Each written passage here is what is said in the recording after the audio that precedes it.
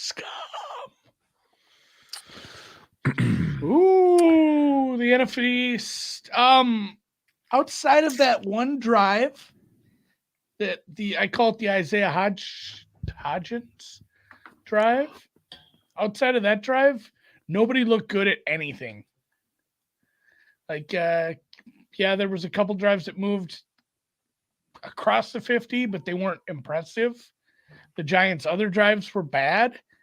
Kayvon Thibodeau on that play, though, he looked like goddamn Reggie White or, Chris Dole. Somebody quick coming around the edge. He beat his man fast. And then he swatted it.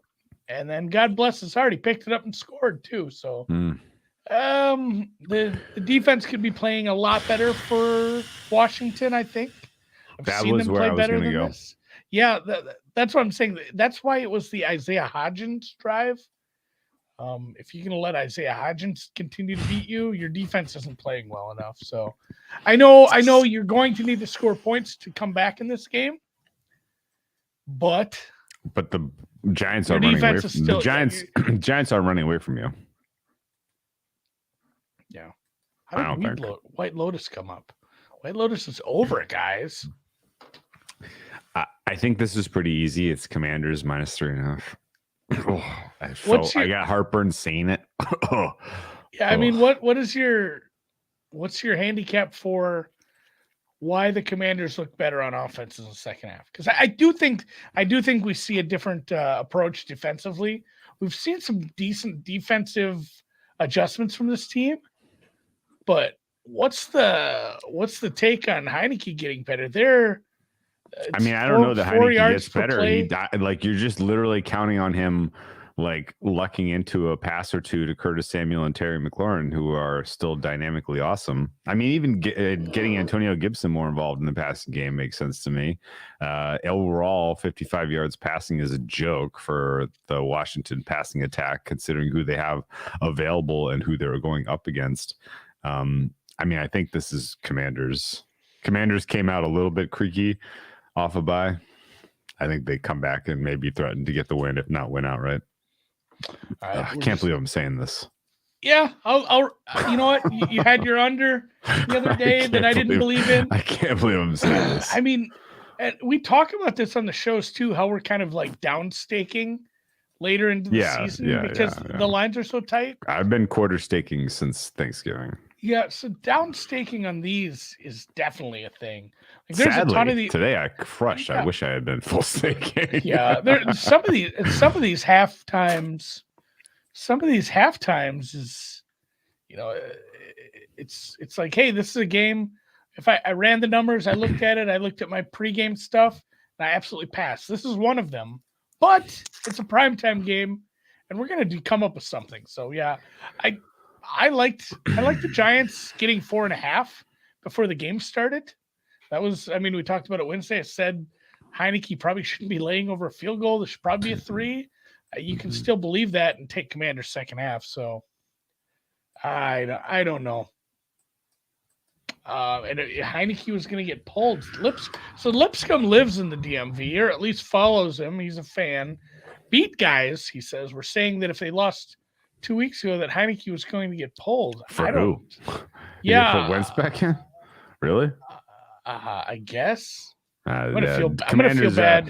Commanders are at to 4.5 at Chris, so this is we got the right side, I think. Okay. I don't know.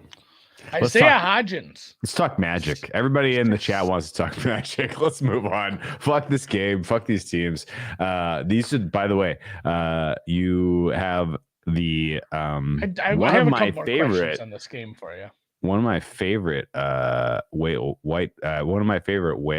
mascots in the Washington Commander, in deference to the Hogs of our youth. The Hogs were just an all-world offensive line, just road graders. They defined road graders in the 80s, and there was a contingent of the Washington Redskins at the time, faithful, that hung out in RFK in like house dresses and pig noses that were the hogs. If you don't know what I'm talking about, look it up. It was fun. I'm sure the hogs still go to games. Hogettes.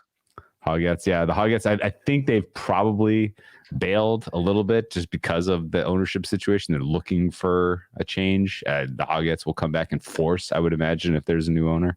I think, and this kind of ties in with the people talking about the White Lotus. Yeah. But the absolute wealth of options that people have for streaming and rewatching or watching live sports, like I think that's kind of killed some of this. Everyone knows that link. Duh. I forgot. I had forgotten. But anyway, I don't know. People probably don't watch NFL Films Presents anymore. Like we need to get that. Like, oh hey, I can watch all the 30 for 30s. Like that's good. Those are good. But we need to get every NFL Films Presents show that's ever been made on some of these streams. I would sit and watch the shit out of that. I used to watch, again, I talk about this when I had rain days, when it would rain all day on a Saturday, and I used to play a lot of Nintendo too, but you go to the library, and we didn't have a video store in my small town, by the way, when I was small.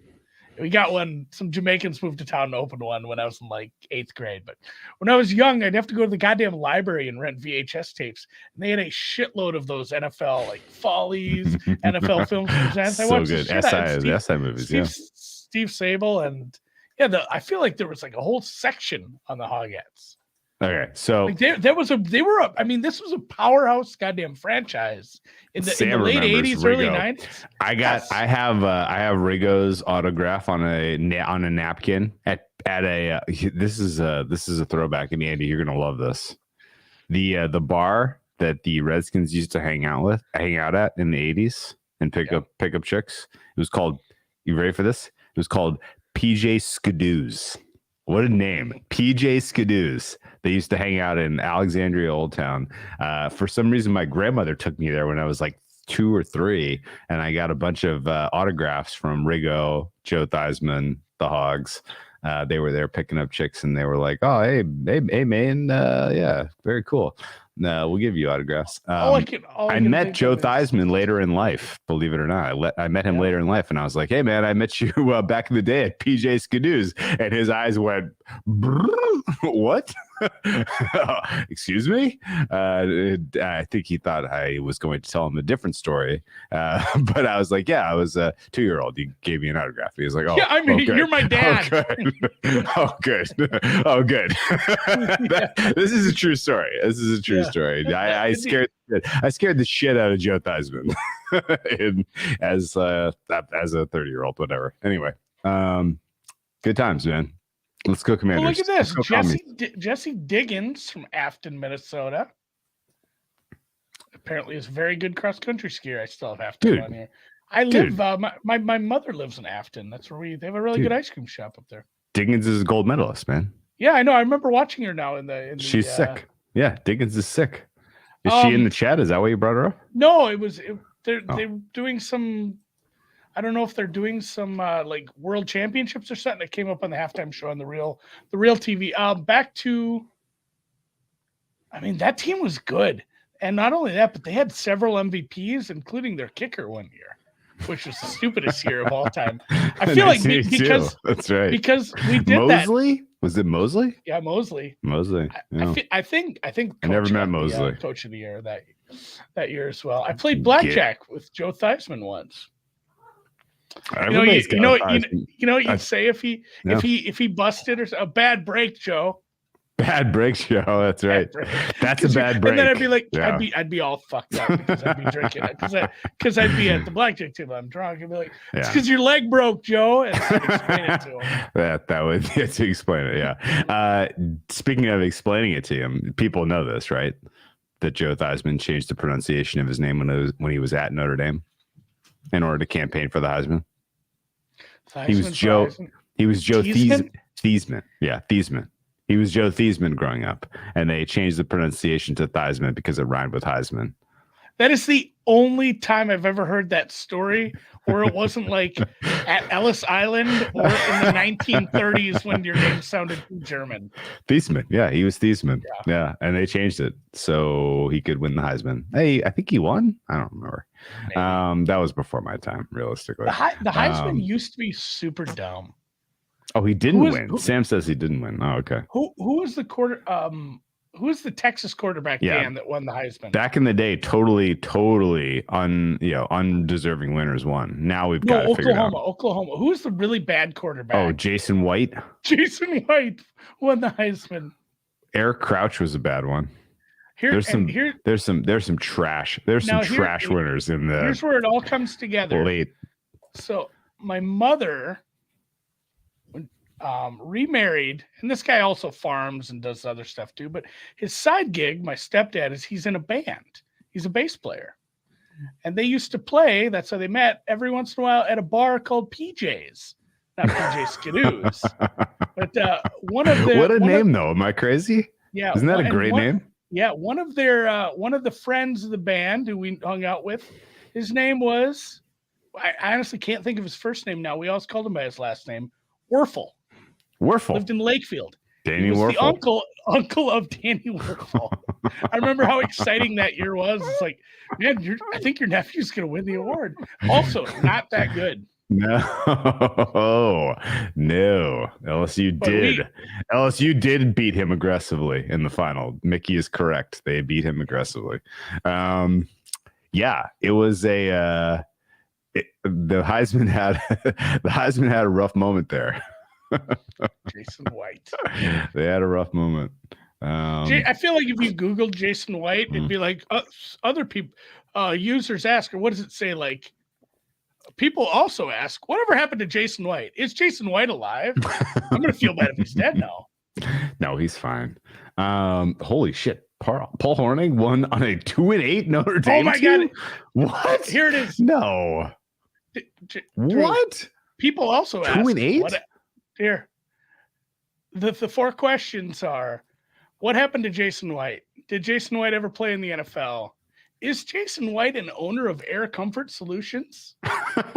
And who is the oldest Heisman Trophy winner? Let's get to.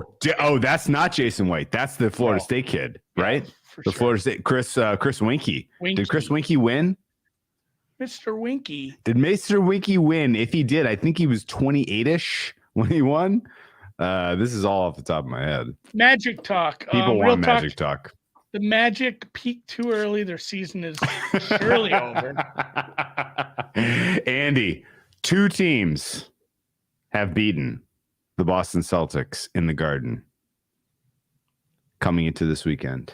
One of them is the Boston Celtics. There are now 3. And one of them in the Orlando Magic has beaten them twice. The sweep back-to-back in the Garden of the Celtics by the Magic. We don't actually even really need the Magic to make a little bit of noise here. I think like the job is done. Like the market is going to have to, just reconcile that this team is better than average. Is there anybody? Go ahead. Is there anybody which of the teams are you most concerned with actually winning the Southeast Division? And is there a spot where you would buy a little bet back on them? Considering, I think the worst number I got betting this was 200 to 1.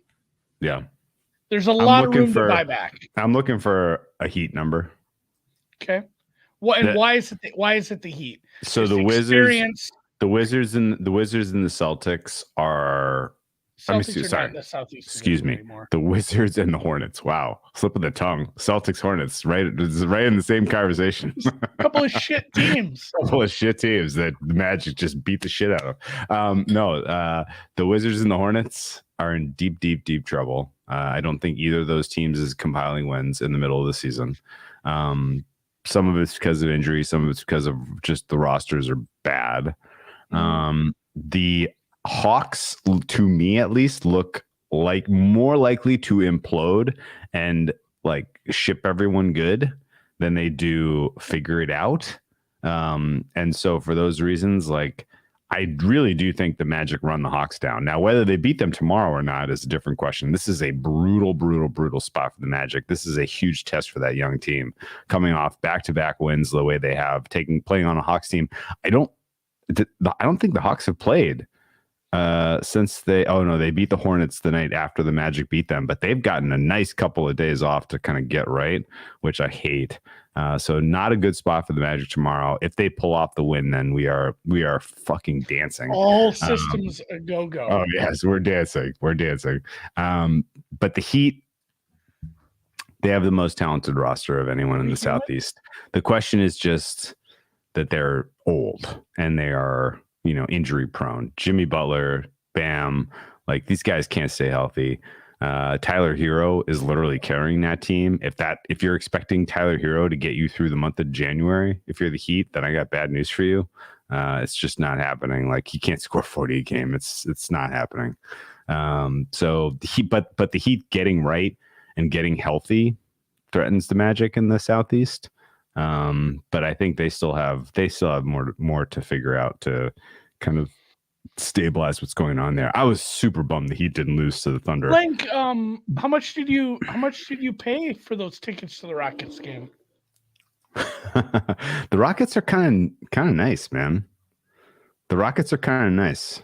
They're a team that I am perfectly fine backing, getting a bunch of points. In fact, they let me down on Saturday, but it's still a team that has won me a bunch of money lately. Glad you asked. $0? Yeah, they're giving away Rockets tickets. I think he's a guest of DraftKings Inc. Because our friend Link Calhoun is what's known as a takedown artist. He took down a $50K pot, got him to even on the week, but doesn't matter. Sweet tickets, courtesy of DraftKings. I'd like to go see our friend Pete from the tennis chat. He went to a Houston. He lives in Houston now, but he went to a Houston game and then decided it's his favorite thing. And then I think they lost right after that, so he's done. Did anyone get the score of the World Cup game? Interesting. I think it was 3-3 into PKs. I didn't see how it ended. 4-3. Actually, what's crazy, like, does it go into the scorebooks 4-3? No, 3-3-1 in penalties. It goes in the scorebooks 3-3. They mentioned that it was like 4-2 in penalties. Okay. I think it would be wild if it went into the scorebooks 4-3, because that, of course, was the very famous score of the first round match between Argentina and France in 2018 was 4-3. And what's funny about that, Andy, is that if Poland and Robert Lewandowski in particular, if Robert Lewandowski converts his penalty kick against Mexico in round 1 before Thanksgiving, like a million years ago, you remember when Lewandowski had a penalty against Mexico and he blew it? Yeah. You remember that?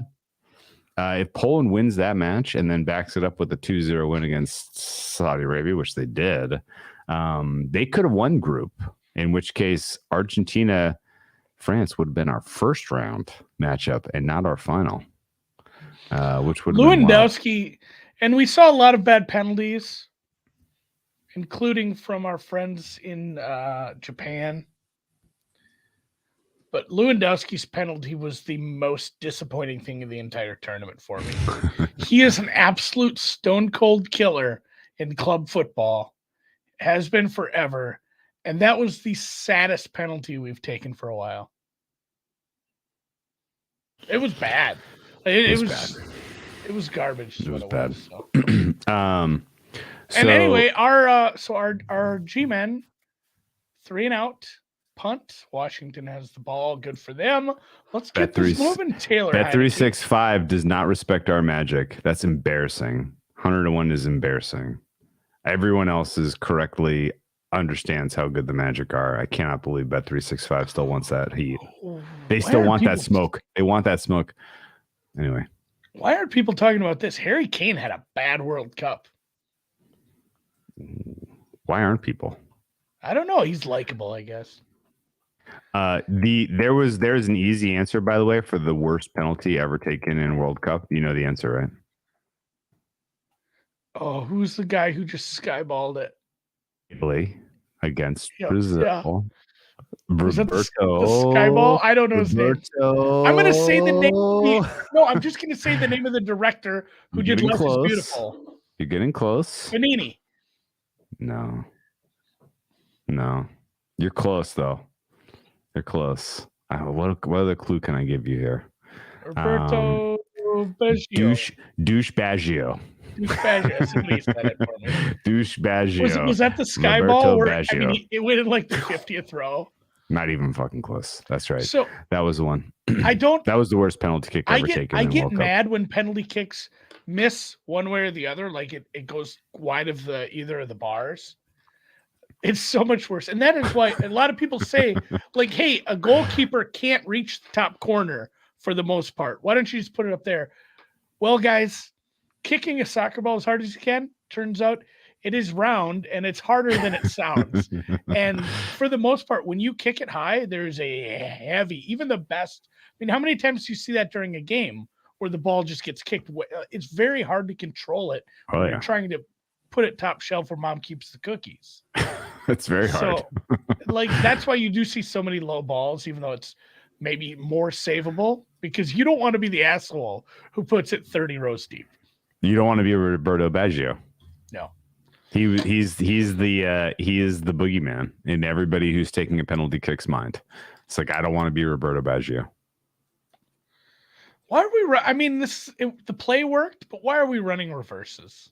I don't know. I don't give a shit. They're moving the ball. Let's go, Commandos. I'm going home. I'll see you guys tomorrow. We'll catch up for halftime tomorrow. We believe in magic. Let's go. This is now an Orlando Magic podcast.